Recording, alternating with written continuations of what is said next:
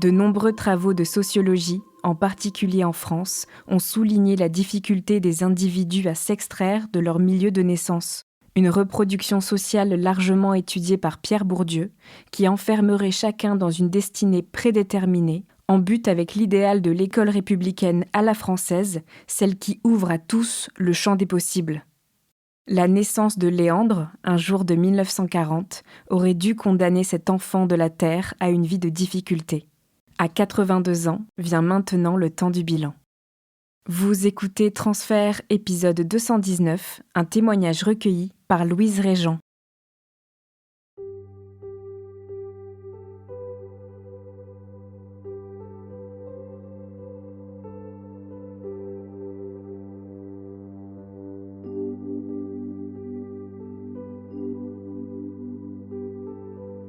Je viens d'avoir 82 ans. Je suis né en 1940, en septembre 1940 exactement. Alors dans un petit hameau qui s'appelait les Ravières d'Orchamps-Vennes, situé à peu près 850 mètres d'altitude, pas loin de la frontière suisse, où il fait très froid en hiver, puisque ça s'appelle la Petite Sibérie. Et il fait entre moins 10, moins 20, moins 30 quelquefois l'hiver. Je suis le 6e d'une famille de 10 enfants, 4 filles et 6 garçons. Et c'est une famille très unie, où les gens s'entraident beaucoup. D'ailleurs, c'est vrai pour la famille, mais pour les voisins également. Puisque, évidemment, quand on est dans des conditions très difficiles, il faut que chacun mette du sien. La vie de tous les jours, c'est s'occuper des animaux, s'occuper des hommes ou des femmes, là, et donc faire fonctionner la survie en général. Quand on est né dans la terre, notre avenir, il est dans la terre, au-dessus de la terre, et rien ne me destine à partir à l'école, ailleurs, parce que là, le lycée, c'est à 40 km. Donc, quand on arrive à se déplacer de plus de 10 km, c'est en voiture à cheval et à vélo. Puis en plus, il faut l'argent pour aller au lycée. Enfin, c'est une perspective qui est entièrement barrée dès le départ.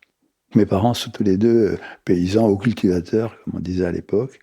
Ils élèvent des animaux, des vaches, un cochon ou deux, et puis des chevaux, parce que le cheval, sans le cheval, on meurt. Il faut pouvoir se déplacer, il faut pouvoir aller faire des commissions, il faut pouvoir tirer des bois, il faut pouvoir tracter les voitures de foin et de fourrage. Alors on travaille énormément. Donc en hiver, il faut tout restaurer, les outils pour la saison à venir. Il faut s'occuper des animaux, surtout les chevaux. Puis après, il faut traire les vaches. Et ça prend du temps, parce qu'on fait ça à la main. Et donc on va récolter tout ce lait pour mettre dans ce qu'on appelle des bouilles, donc des gros récipients, qui seront ensuite mis sur une charrette pour être emmenés à la fromagerie d'à côté. On fait à peu près dans les 200 à 200-230 litres de lait par jour. L'argent, on le récupère avec le lait, et d'autre part avec l'exploitation de bois. Alors l'exploitation de bois, elle sert à quoi ? Elle sert à faire de la charpente avec les bois de sapin, et également du bois de papier.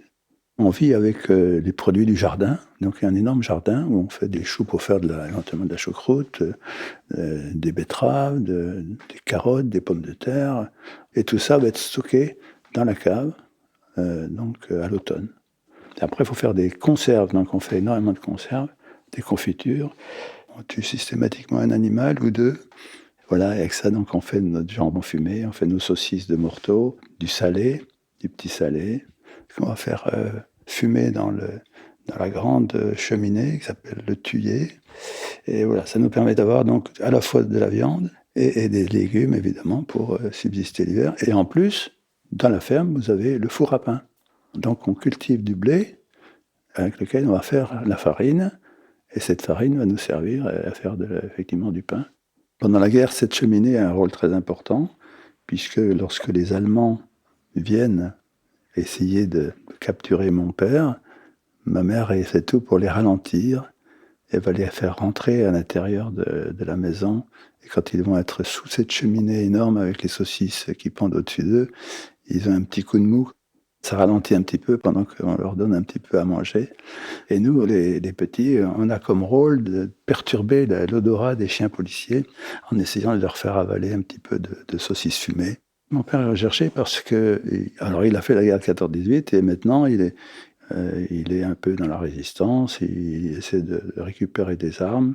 d'aider les résistants locaux et d'aider éventuellement au passage en Suisse les gens qui doivent échapper par tous les moyens à la Gestapo. Il est dénoncé à la Gestapo par un voisin, et c'est comme ça que donc il est recherché en permanence. Je me suis retrouvé tenant ma sœur aînée par la main, avec une mitraillette dans le dos pour fouiller toute la maison. Les matelas étaient retournés, défoncés, enfin bon, tout était bon pour essayer de trouver une cachette où se trouve mon père. Ils ne sont jamais attrapés.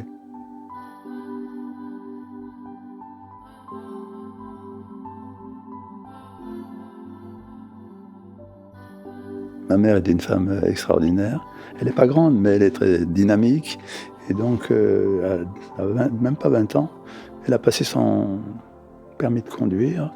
C'était très rare. Et en même temps, les femmes avaient beaucoup travaillé pendant la guerre de 40.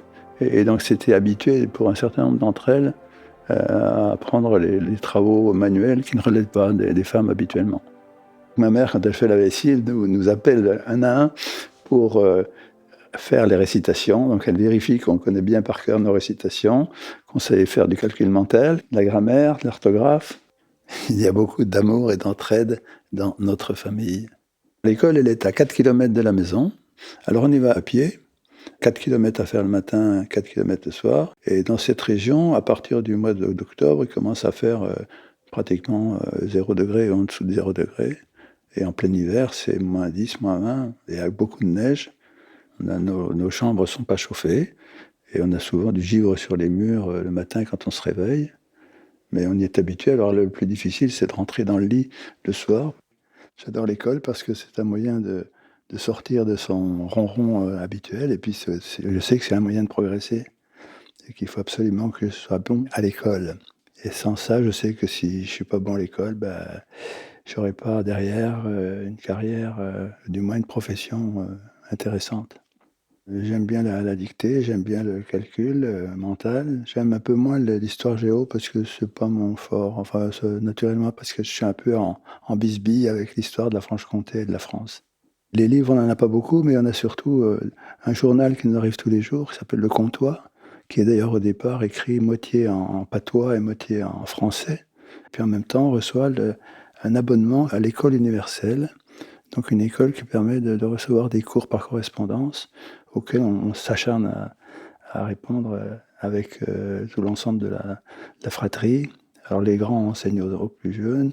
Puis quand on reçoit les réponses, des fois on n'est pas content parce qu'on s'aperçoit que c'est pas ce qu'on voulait. C'est une très bonne école, une très bonne façon de progresser ensemble. Ce que j'appelle moi l'auto-élevage, c'est-à-dire en fait les parents, élever 10 enfants, c'est pas élever 10 fois un enfant, c'est élever une fratrie et donc avec les plus grands qui aident les parents à élever les plus petits.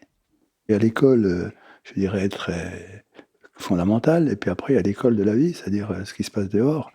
Et mon père nous aidait beaucoup pour la partie nature, puisque souvent il m'emmène avec lui, et donc on repère des traces de pas dans la neige ou dans la boue. Et puis ensuite, il y a le repérage de tout ce qui est champignons, ce qui est mangeable, ce qui n'est pas mangeable, et ainsi de suite. Voilà. C'est une école de la vie pratique, très pratique. En période scolaire, évidemment, on aide la ferme avant de partir le matin.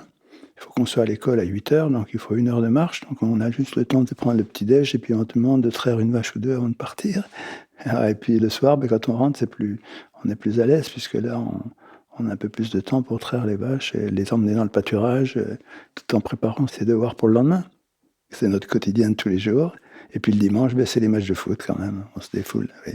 Alors le problème, c'est d'acheter des godasses de football, parce que ça coûte assez cher, on n'en trouvait pas partout. Donc on essaye de les faire passer. Alors des fois, les chaussures sont un peu short. Quand vous avez des pieds qui ont grandi, on les mouillait pour essayer de les distendre un peu. Mais à la fin du match, c'était un peu douloureux. Moi, j'ai de très bons résultats en classe et mon instituteur le repère. Et donc, vient à la maison un jour discuter avec les parents pour essayer de les convaincre de me faire partir au lycée. C'est une période compliquée parce qu'il faut évidemment trouver les moyens financiers.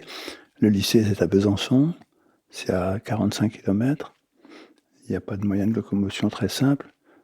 Et en plus, ça coûte. Ça coûte pour l'hébergement. Alors, on peut demander des bourses, mais On les a pas facilement parce qu'ils les réservent aux parents qui ne sont pas des exploitants, qui possèdent leurs terres, mais à des gens qui n'en ont pas, qui louent. Ce qui fait que, je ne sais pas très bien comment mes parents finalement ont réussi à trouver les moyens pour, me faire, quand même aller au lycée et être hébergé au lycée. J'ai pas su. Je dois dire aussi que peut-être j'ai pas cherché à le demander parce que ça me faisait de la peine de de leur poser la question. Voilà, tout ce que je sais, c'est que je me suis appelé, LP101, c'était mon numéro de code et donc on a brodé sur tout ce qui m'appartenait, le fameux LP101. LP, c'est mes initiales, Léandre Pourcelot, et 101, c'est un numéro de série, si je puis dire, voilà. Donc c'est mon code que je vais avoir pendant toute ma scolarité.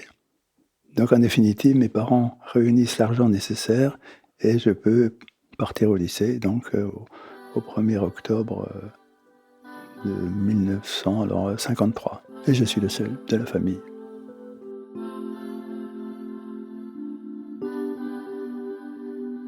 Je me retrouve entre quatre murs dans la cour du lycée. Je suis très fier, très content, mais en même temps, c'est vraiment l'inconnu pour moi. Et je sais que ça va pas être facile au début parce que je me retrouvais complètement isolé. Je sais que je ne pourrai jamais revenir dans la famille avant Noël, à Pâques et aux grandes vacances. Donc 3 fois par an, c'est tout. J'aurai peut-être une visite de temps en temps. Moi, j'ai 12 ans. Au total, il doit y avoir un peu plus de 1000 étudiants. Et donc là, il faut apprendre à toute allure parce que ça va très vite. Je me sens comme dans une prison parce qu'on n'est pas libre de ses mouvements, on n'est pas libre de courir, de faire ce qu'on fait normalement quand on a 11 ans, 12 ans. Et quand vous êtes à l'étude et que vous ne pouvez même pas vous relever pour aller voir le gars d'à côté pour demander une précision, c'est un grand choc par rapport à la ferme, puisque à la ferme, on a toujours un endroit où aller, on a toujours quelque chose, une occupation qui vous mène, si je puis dire. Et donc, il faut essayer de trouver une solution pour échapper à cet enfermement. Et le seul moyen que je trouve, c'est de faire du sport, du sport, du sport. À chaque fois que j'ai un peu de temps libre, et de réunir autour de moi des jeunes, d'autres qui sont un peu comme moi. On monopolise un coin de la cour pour faire des matchs de foot, des matchs de handball, enfin bref, on se débrouille pour... et puis on essaie de rentrer dans des équipes du lycée et éventuellement des équipes à l'extérieur. C'est comme ça que je me retrouve dans une très bonne équipe qui s'appelle le Cercle Suisse Byzantin et qui permet de progresser très vite en sport. Et les premiers mois sont très durs parce qu'on est confronté à des choses qu'on n'a pas l'habitude d'imaginer. Alors c'est apprendre une langue, le latin, une langue morte, une langue vivante, l'allemand ou l'anglais. Alors moi j'avais pris allemand parce que les Allemands étaient pas loin et je les avais pas, je les avais vu peu de temps avant, donc je me disais que ça pouvait servir au cas où ils reviendraient. Ma famille me manque, mes parents, mes frères et sœurs, et le seul lien que j'ai avec eux, c'est les lettres que je leur envoie. Il faut se faire une nouvelle famille, et cette famille, c'est la famille des copains du lycée. Les internes surtout, parce que les externes s'en fichent un peu de nos petits problèmes, ils rentrent chez eux tous les soirs. Il y a un distinguo très important entre les internes et les externes. Je suis très avidement les cours parce que j'ai plaisir à apprendre, tout m'intéresse. À 17 ans, j'obtiens mon bac, un peu avant l'examen. On a la visite donc d'élèves et enseignants de l'INSA de Lyon, l'Institut national des sciences appliquées, qui était une nouvelle école qui démarrait juste, et donc ils recrutent des élèves pour la 3e promotion. Il n'y a pas de concours d'entrée, il y a simplement les notes du bac, et puis ensuite des tests oraux et écrits. Je postule donc à l'INSA et je suis pris. La première année dans cette école d'ingénieur est très dure, puisque comme c'est une école qui forme en 4 ans, la première année fait l'équivalent de 2 années, et c'est l'équivalent du programme de Maths Sup, Maths Spé en une seule année. Donc. Et on sait qu'à la fin de l'année, la moitié de la promotion sera éjectée. Donc il faut être classé sur les 300, dans les 150 premiers. Une fois qu'on est rentré donc à l'INSA, on est réparti par famille. Des familles de 12 élèves. Il y a un chef de famille qui vérifie que tout se passe bien. Et pour ça, il est très alerte sur tout ce qui peut ne pas être bien ressenti. Des élèves qui se sentent loin de leur famille, d'autres qui ont des difficultés à suivre. C'est son rôle d'essayer de réanimer un petit peu la flamme et puis de convaincre que non, ça se passera bien en avant, parce que le risque de suicide est élevé. Je m'accroche beaucoup pendant cette année et je fais beaucoup de sport pour échapper un petit peu à la contrainte. Et c'est comme ça que je suis repéré par les recruteurs de l'Olympique Lyonnais qui me proposent éventuellement faire partie des jeunes qui peuvent ensuite devenir semi-professionnels. Mais l'INSA est à Villeurbanne, le stade de Gerland de l'OL, l'Olympique Lyonnais, est à l'autre bout de la ville, et il y a à peu près 10 km, 10-12 km entre les deux, et il faut traverser la ville. Et donc je préfère arrêter ça et me dire je verrai après. C'est un choix impossible, mais un choix qu'il faut faire quand même.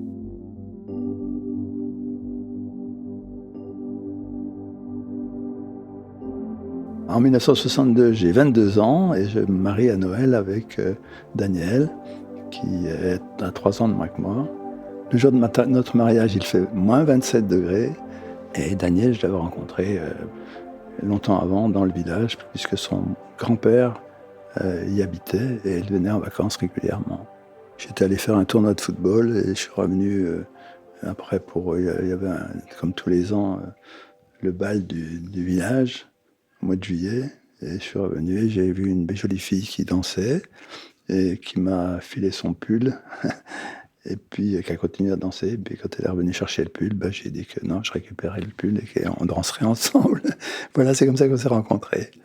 Et donc le lendemain, j'étais allé la rechercher, c'est son grand-père. J'avais fait passer par la fenêtre d'ailleurs, à la barbe de son grand-père, qui n'aurait certainement pas accepté qu'elle sorte la nuit avec moi comme ça, sans me connaître.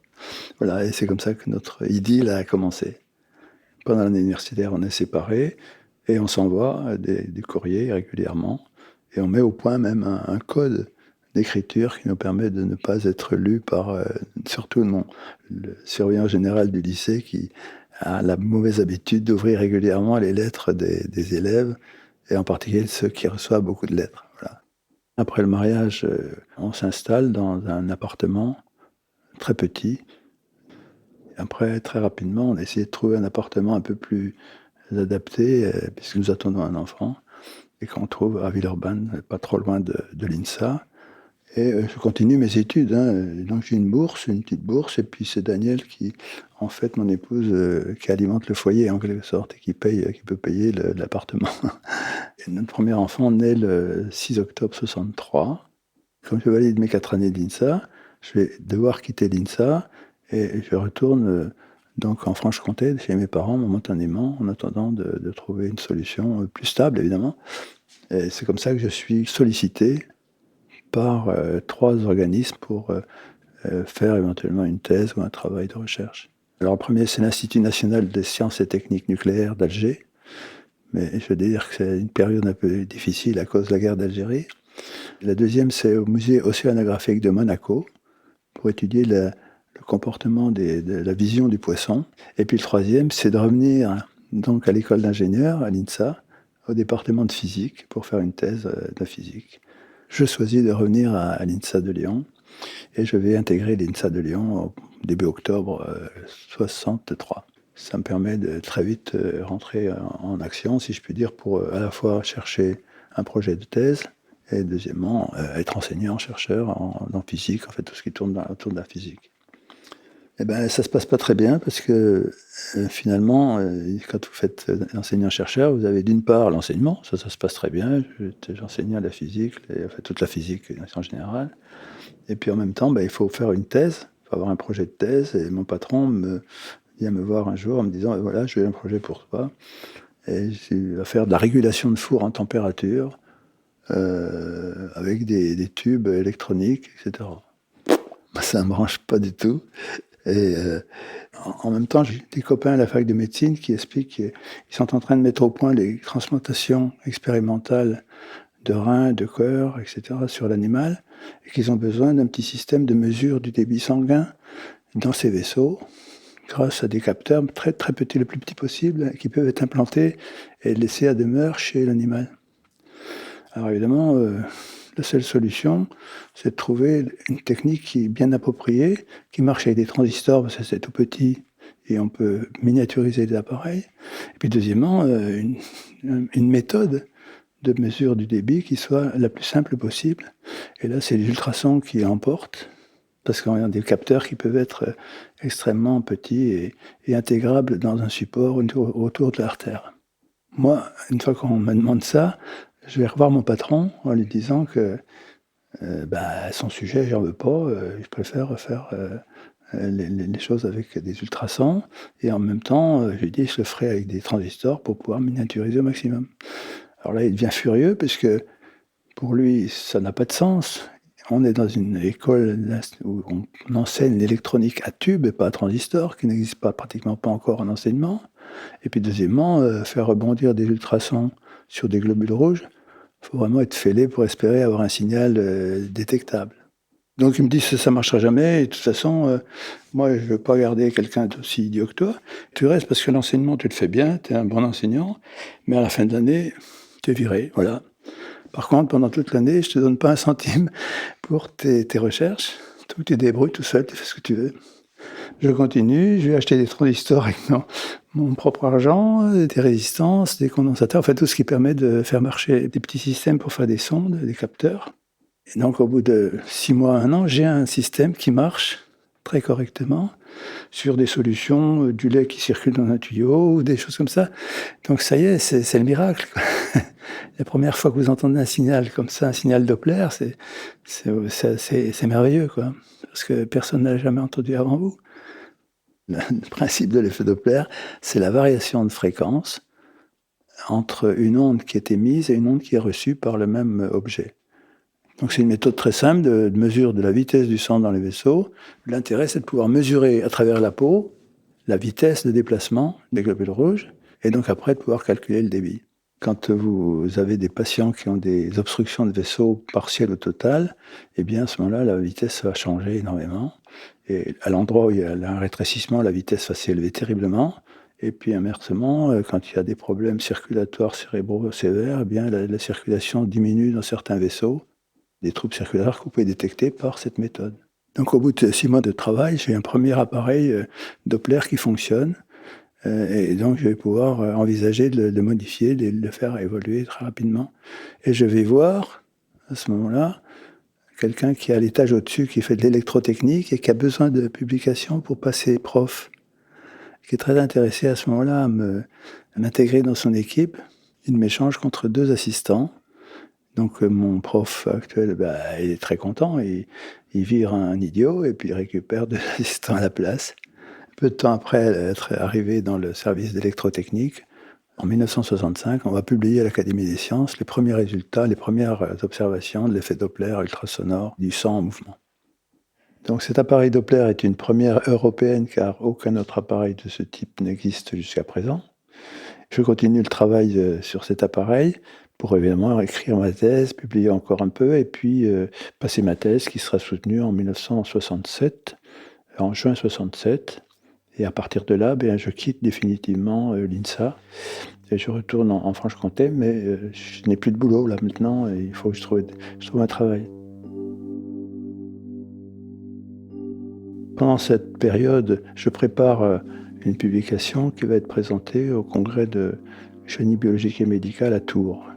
Donc quand je viens à Tours, je rencontre à nouveau Madame Plagnol, j'avais déjà contacté un petit peu avant. Madame Plagnol c'est la première femme agrégée de physique médicale en France et elle veut venir s'installer à Tours parce qu'à Paris, on n'arrive pas à lui trouver un poste et donc Robert Debré, son mentor, va lui donner un coup de main, si je puis dire, pour pouvoir lui trouver un poste définitif au CHU de Tours.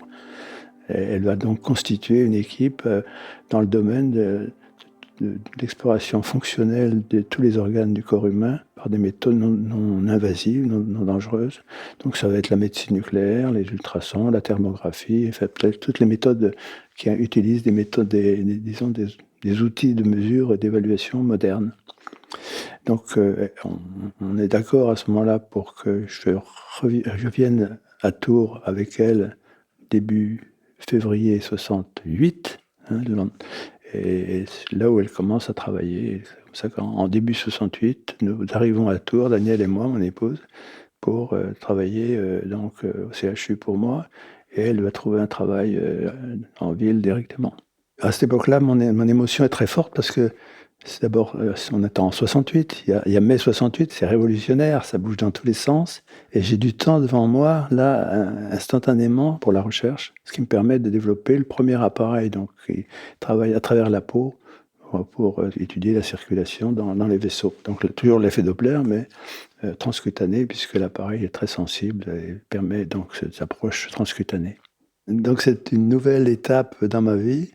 Je quitte définitivement la physique, disons, tranquille, et je rentre dans un domaine que j'ignore totalement, qui est la médecine, qui est la biophysique.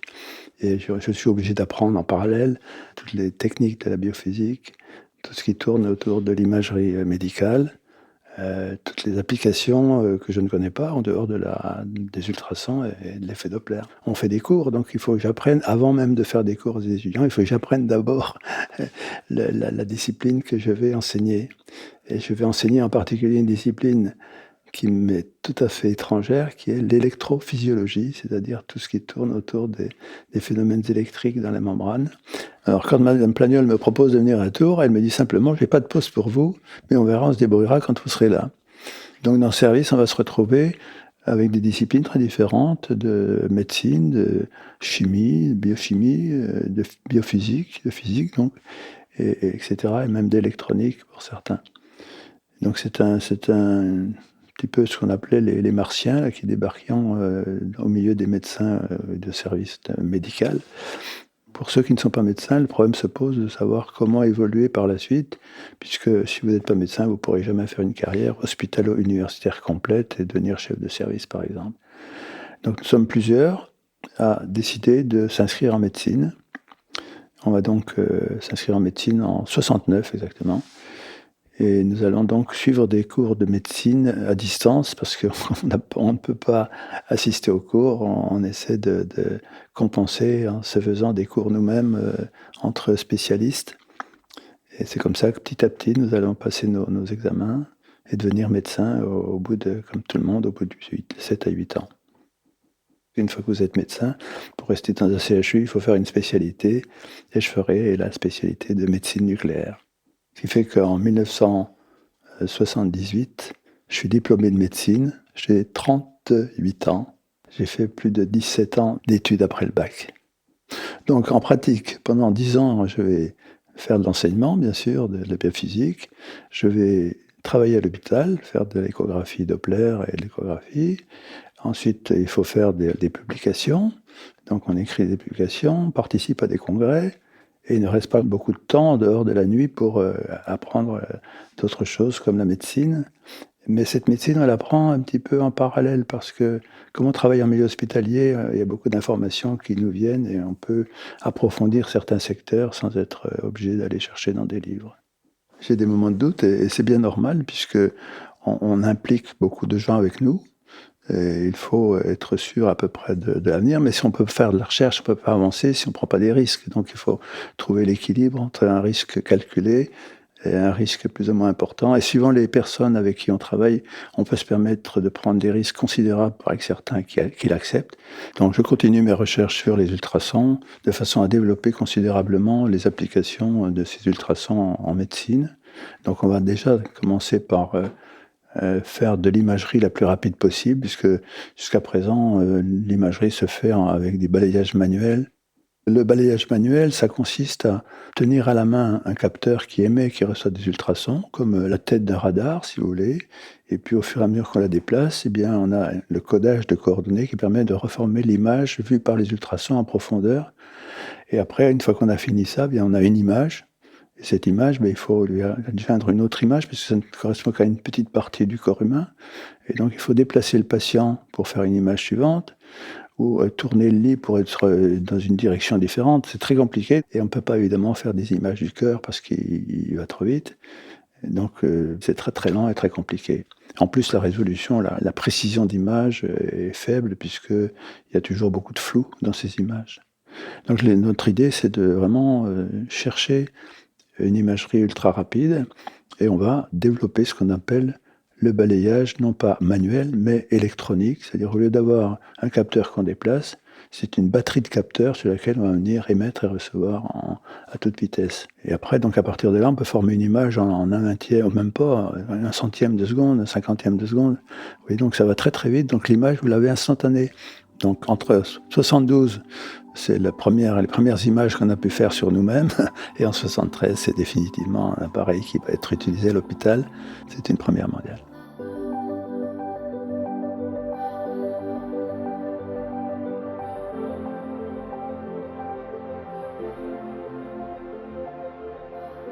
On a cherché un nom qui soit facile à retenir, donc on a dit c'est un ultrasonographe, c'est un peu bizarre, à balayage électronique. Donc après on a appelé ça Isabelle, c'était très joli. C'est un échographe tel que les gens vont les découvrir 20 ans plus tard pratiquement, puisque là on était vraiment très en pointe et avant qu'il soit vraiment commercialisé à échelle mondiale, il se passe du temps. Alors, l'avantage de cet appareil, c'est qu'il permet d'observer des organes qu'on a du mal à observer, comme le cœur qui bouge beaucoup. Et donc là, on peut faire des coupes instantanées. Donc on peut voir les parties du cœur en mouvement, et également le mouvement d'un fœtus dans le ventre de sa mère, les mouvements des parois artérielles et veineuses. Donc tout ce qui bouge, on peut le voir facilement. Et en même temps, quand on met quelqu'un debout, on peut voir son foie se déplacer ou un rein se déplacer quand on respire.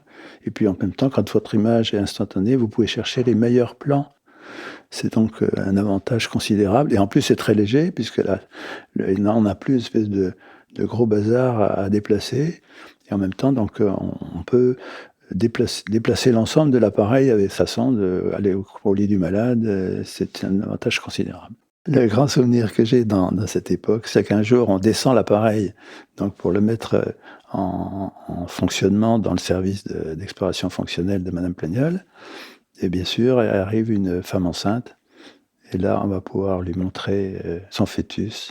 Il y avait plusieurs personnes dans la salle, c'est exceptionnellement, parce que c'était la première fois qu'on testait ça directement sur le fœtus. Et donc, je vois toujours les yeux émerveillés de cette maman. Et nous, on avait envie de pleurer. J'ai encore envie de pleurer quand j'en parle, d'ailleurs. C'était une émotion formidable de voir un aboutissement de travail de plusieurs années et l'achèvement d'une époque, en sachant que derrière, on va pouvoir aller très très loin dans l'exploration du corps humain. C'est de la joie et de la fierté retenue, puisque évidemment on sait qu'il y a encore beaucoup à progresser et que c'est une première étape et il faudra encore beaucoup de travail pour que ça devienne un outil définitivement accepté. Mais on sait que très bien, quand on amène quelque chose de très nouveau comme ça, il y a une réticence terrible à l'utilisation, que ce soit les radiologues, que ce soit les obstétriciens, les pédiatres, enfin bon, tout ça, et ils se disent, et ces ultrasons, est-ce que c'est dangereux ou pas dangereux? Est-ce qu'on a le droit de faire ça? Même s'est posé à un moment donné, s'est posé un problème de savoir si on avait le droit de montrer le sexe du fœtus. Est-ce que ça ne pouvait pas provoquer une réaction au niveau des parents? Ils se disaient, moi j'attends une fille et j'ai un garçon, ou inversement, je voulais un garçon et j'ai une fille. C'est important de bien prévoir la réaction des patients à cette technique que nous amenons directement à leur contact. C'est une révolution considérable puisque du jour au lendemain, on a une technique qui est non invasive, c'est le cas de dire, et c'est ce que voulait Madame Plagnol, et qui en même temps s'applique à pratiquement tous les organes. En parallèle, sur le développement de l'échographe, évidemment, on continue les recherches sur l'effet Doppler. Il y a deux domaines qui nous importent, c'est de pouvoir donner aux gens un outil pour évaluer la qualité de la circulation dans les vaisseaux. On va donc développer un indice de résistance à l'écoulement du sang dans les vaisseaux, l'indice de Pourcelot. Et puis ensuite, de pouvoir développer une combinaison des deux méthodes d'imagerie et Doppler. Et c'est en 1975 qu'on a commencé à avoir nos premières images du sang circulant dans les vaisseaux, qu'on a appelé la tomographie Doppler, et ensuite ça a été coloré, donc on a appelé ça le Doppler couleur. Et c'est en 80, au-delà de 80-83, que les premiers appareils Doppler couleur sont apparus, alors qu'on avait montré cette technique, et démontré cette technique 8 ans avant. Donc évidemment, quand on développe de telles méthodes nouvelles, on a beaucoup de stagiaires qui viennent pour apprendre l'échographie, et donc j'ai beaucoup de stagiaires, en particulier neurologues, et parmi eux, il y a un garçon qui travaille à Toulouse, Tonio. Et Tonio est très appliqué, il comprend très bien ce qu'on fait, et repart en maîtrisant relativement bien la technique Doppler.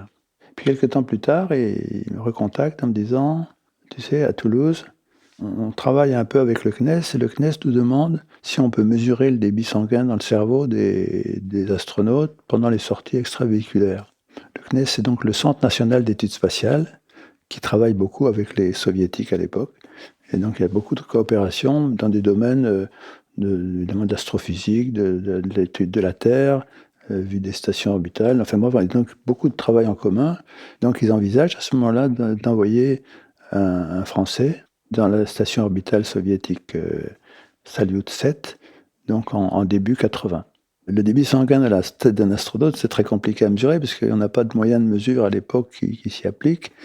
Et même les soviétiques posent la question si on peut les aider à mesurer ce débit dans le scaphandre lui-même. Alors pourquoi ? Parce qu'évidemment, si on a des baisses d'oxygène, si on a des baisses de pression, il peut y avoir des retentissements sur la circulation cérébrale et ça peut devenir extrêmement dangereux pour l'astronaute qui risque de ne pas pouvoir revenir dans la station. Voilà, donc en 1975, je suis invité par l'intermédiaire de ce fameux Tonio là, à participer à une réunion franco-soviétique dans le sud de la France où le sujet est débattu. J'y vais et je fais une présentation sur l'effet Doppler, la mesure que l'on fait sur les carotides, sur les vertébrales, etc. Et j'ai l'impression d'être un peu un cosmonaute qui débarque parce que et tout le monde me regarde avec des gros yeux, disant qu'est-ce que c'est que ces ultrasons, qu'est-ce que c'est que ces effets Doppler. J'ai pas le sentiment que j'ai bien convaincu l'assemblée. Donc je retourne à Tours et puis j'attends. Et j'attends 4 ans, à peu près 3 ans, c'est en 78-79 que René Bosse, qui est le responsable des sciences de la vie du CNES à cette époque-là, il me contacte en me disant ta manip, elle nous intéresse beaucoup, donc si on peut la faire partir, on le fera. Donc voilà, il faut lancer tout ça, toutes les opérations de mise au point du prototype pour l'espace. Donc il faut créer un prototype, il faut pouvoir évaluer le poids, la dimension, etc. En fait, c'est très compliqué. Il faut ensuite faire agréer tous les éléments qui vont partir. Tout est interdit dans l'espace, pour des histoires de sécurité. Je vais vous donner un exemple tout bête. Quand vous avez un connecteur que vous devez fixer sur quelque chose, vous le vissez. On va vous dire qu'est-ce qu'il y a dans cette vis comme matériau. Est-ce que c'est du nickel, du cuivre, à quelle proportion? Il faut connaître toutes les performances, une à une, des matériaux que vous emmenez là-haut.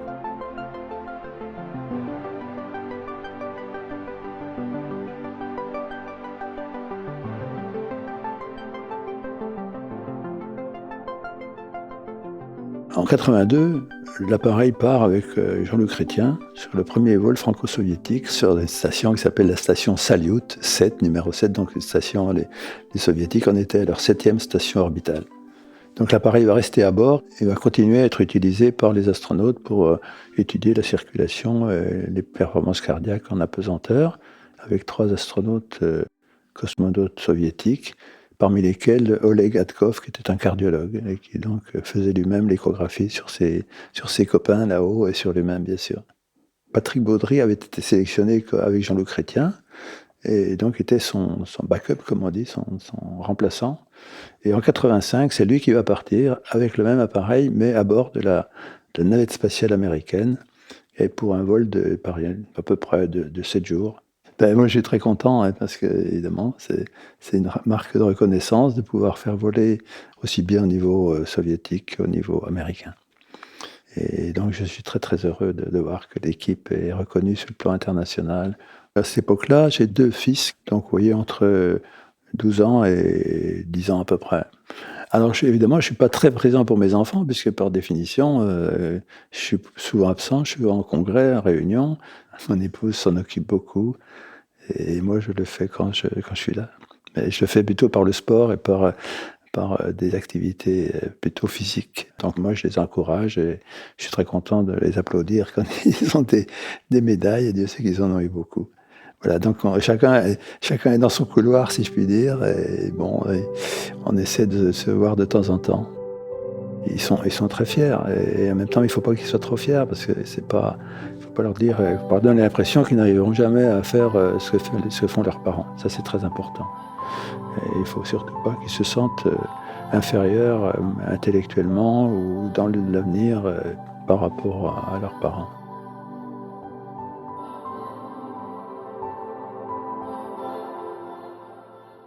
Donc à la suite de toutes ces expériences avec les Soviétiques et les Américains, nous avons acquis de l'information pour savoir comment créer un nouvel appareil d'échographie Doppler pour la station Mir qui est en train de se mettre en place. Et là, on va préparer le premier appareil d'échographie Doppler qui partira, et le dernier d'ailleurs. Donc il va partir en 87 et il va rester 11 ans, jusqu'à l'arrêt de la station qui va être précipité dans l'océan Indien en fin de vie. Alors si vous passez dans l'océan Indien, que vous voyez un morceau d'échographe qui flotte, je suis gentil de me le ramener, ça me fera plaisir. Quand je suis dans ce secteur de la recherche, et que je côtoie des gens que j'admire ou j'admirais autrefois, il n'y a pas d'échelon. Donc je ne suis plus leur élève, mais je suis leur égal. On est tous au même niveau, et on n'a qu'un objectif, c'est développer la recherche, la connaissance, etc. Et ça, c'est merveilleux. Puis je suis à l'époque très fier de porter les couleurs de Tours, de la France, au plus haut niveau mondial. Parallèlement, bien sûr, à mes aventures spatiales, je deviens le chef du département de médecine nucléaire et d'ultrasons au CHU, à l'hôpital, et je continue bien sûr les recherches dans le labo de biophysique. Ceci permet de créer une unité de recherche INSERM sur le système nerveux du fœtus à l'enfant, en 1988, et ensuite une unité de recherche technologique, si je veux dire, ça s'appellera un groupement d'intérêt public, en 1990. Donc ces deux structures permettent d'une part de faire de la recherche appliquée fondamentale, et de l'autre part de faire du transfert de technologie et de la création d'entreprises. Ce qui aboutira à peu près 7 entreprises qui ont été créées au laboratoire, et en même temps à peu près 450 emplois. Si on prend l'exemple du spatial, où on a développé les premières sondes d'échographie pour l'espace, et bien immédiatement, en 1984, on a créé une entreprise qui s'appelait Vermont, qui existe toujours, et qui a 250 emplois, ici à Tours, et à peu près 200 à Besançon. Et même chose, après, petit à petit, au fur et à mesure qu'on avance, on propose à des chercheurs de créer leur entreprise et de les aider à créer leur entreprise. Donc je trouve tout à fait naturel d'enchaîner ces projets et d'avoir des projets très différents l'un de l'autre, parce que j'ai quelque part des cases dans le cerveau qui me permettent de passer de l'un à l'autre rapidement, et sans problème, et sans les mélanger, si je puis dire. Et ça a toujours été mon but, de créer des entreprises, de créer de l'emploi, d'aider des jeunes à se former. Je me considère un peu comme leur père, et donc ce sont mes enfants, en quelque sorte. Et voilà, le principe, c'est de créer une famille, et de créer pour chacun d'ailleurs une famille, c'est-à-dire pour chacun qui sont dans le laboratoire, de se sentir comme un enfant de la famille.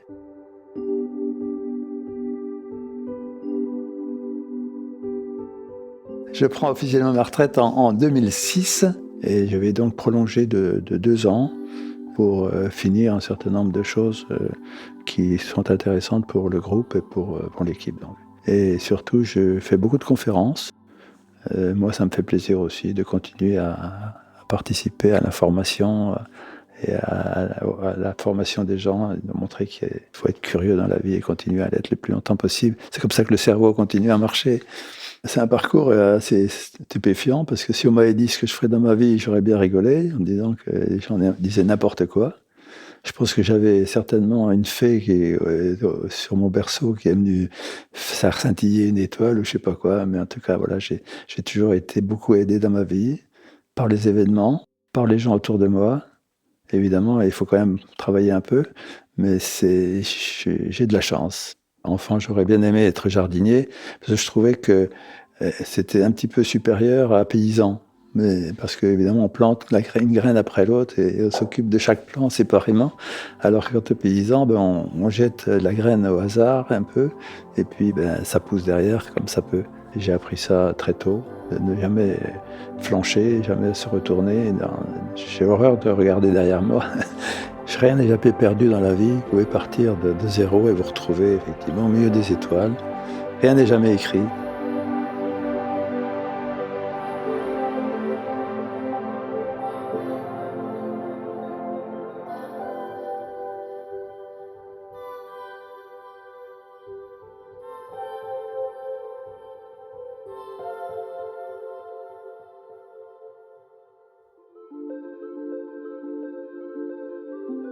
Vous venez d'écouter Transfert épisode 219, un témoignage recueilli par Louise Régent.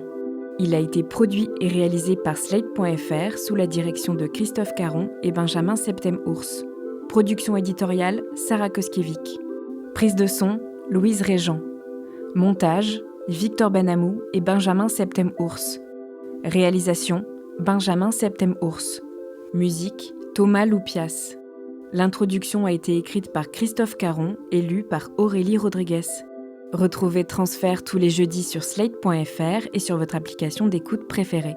Découvrez aussi Transfert Club, l'offre premium de Transfert. 2 fois par mois, vous aurez accès à du contenu exclusif, des histoires inédites et les coulisses de vos épisodes préférés. À retrouver sur slate.fr/transfertclub et sur toutes les plateformes de podcast. Pour proposer une histoire, vous pouvez nous envoyer un mail à l'adresse transfert@slate.fr.